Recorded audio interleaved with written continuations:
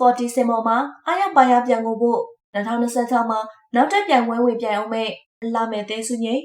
နိုင်ငံတကာစင်မြင့်ထက်မှာငိုယူပြီးတော့အကြီးအကျယ်ပွဲဖြစ်ခဲ့တဲ့အလာမဲ့တဲစုငိမ့်ဟာအခု2026ခုနှစ်မှာဆိုရင်လည်းနောက်ထပ် Miss ပြိုင်ပွဲကိုထပ်ပြိုင်အောင်မယ်လို့သိရပါတယ်။တဲစုငိမ့်ဟာအသက်20မပြည့်သေးပေမဲ့လည်းရဲဝန်တက်မြက်ပြီးအင်္ဂလိပ်စကားကိုကျွမ်းကျင်ကျင်ပြောနိုင်တဲ့တသက်စာအလာမဲ့တူဖြစ်တစ်ချိန်လုံးကတော်တော်လေးနာမည်ကြီးခဲ့မှုတာပါ။ထိုင်းနိုင်ငံမှာကျင်းပတဲ့ Miss Grand International 2024ပြိုင်ပွဲတုန်းကဆိုရင်သူမရဲ့အသက်က18နှစ်သာရှိခဲ့တာမို့နိုင်ငံတကာမှာအရန်ဝန်နာမည်ကြီးပြီးအနိုင်ရဖို့အများဆုံးဖြစ်ခဲ့ပါသေးတယ်။ဒါပေမဲ့လည်းအရာရာအောင်စီးပွားရေးအတွက်ပဲတွက်ကင်းထားတဲ့ပပနဝက်ကတော့ပြိုင်ပွဲမှာတအားလာပြီးတောက်ပနေတဲ့တဲစုငိမ့်ကိုကန်ထုတ်ပြီးအိန္ဒိယအလှမဲ့ရေချက်ကူပါတာကိုဝင်နာအဖြစ်ရွေးချယ်ခဲ့ပါတယ်။တဲစုငိမ့်ဟာအဲ့ဒီချိန်တုန်းကကလေးပဲရှိတာမို့ second runner up အဖြစ်ရွေးချယ်ခဲ့ရတဲ့ပုံစင်ပေါ်မှာရှိတ်ကြီးတငင်ငိုချခဲ့ပါတယ်။လူတွေကငိုကြတာကိုပဲအပြစ်ပြောပေမဲ့အဲ့ဒီနှစ်က grand ပွဲဟာလည်းအင်မတန်တရားမျှတမှုကင်းမဲ့ခဲ့ပြီးမြန်မာပြည်သူလူထုရဲ့ပတ်စံကိုတဲယူကရရှိတဲ့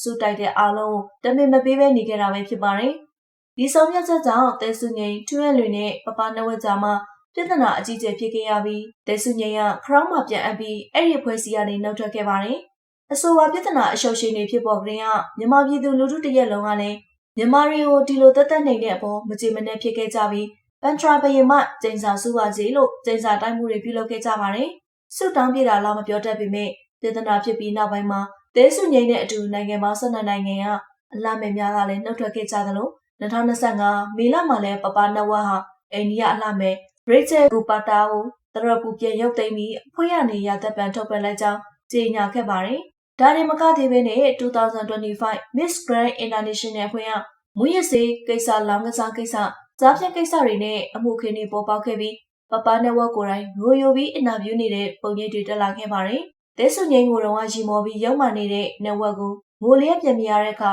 အားလုံးကလည်းစိန်စာစူးပြီလို့အာရဝန်သားကိုဖြစ်ခဲ့ကြပါတယ်။တချို့ကလည်းတဲစုငိမ့်ကိုပန်ထရာဘရင်မစောင့်ရှောက်တာဖြစ်တဲ့အတွက်အခုလိုတက်မြတ်အကျိုးခံစားရတယ်လို့ဆိုကြပါတယ်။ဖြစ်စဉ်တစ်ခုလုံးသုံးသပ်ကြည့်လိုက်မယ်ဆိုရင်တဲစုငိမ့်ရဲ့အလှမဲ့ကီးတစ်လျှောက်လုံးပြဿနာတွေဒရမာတွေနဲ့ပဲပြည့်နှက်နေပြီးအဆောင်သက်လည်းမကောင်းခဲ့တာမို့လို့အခုနောက်တစ်ပွဲတက်ပြိုင်မယ်ဆိုတဲ့အပေါ်ပရိသတ်အားလုံးကစိုးရိမ်နေကြတာပါ။အကောင်းမြင်သူတချို့ကတော့တဲစုငိမ့်လဲကြားထဲမှာတနစ်တာအနားယူပြီးရင်းချက်လာပြီးဖြစ်တဲ့အတွက်အရင်ပွဲတော့အလိုစုမရလို့စင်ပေါ်မှာငိုတာမျိုးမဖြစ်တော့တော့ပါဘူးလို့ယူဆနေကြပါတယ်။ဒါပေမဲ့ဘလို့ပဲဖြစ်ဖြစ်နိုင်ငံတကာမှာငိုယိုပြီးအဆက်ခွဲမလားလို့ဆိုရင်နေတဲ့ပရိသတ်တွေတော့ရှိနေတော့မှာပဲ။ပရိသတ်ကြီးတို့ရောတဲစုငိမ့်နောက်တစ်ပွဲတက်ပြိုင်မဲ့အပေါ်ဘလို့တင်လဲဆိုတာနဲ့တဲစုငိမ့်ကိုအရင်လိုအားပေးကြရင်လားရင်လိုချစ်သေးကြရင်လားဆိုတာ comment မှာရေးခဲ့ပေးကြပါအောင်ရှင်။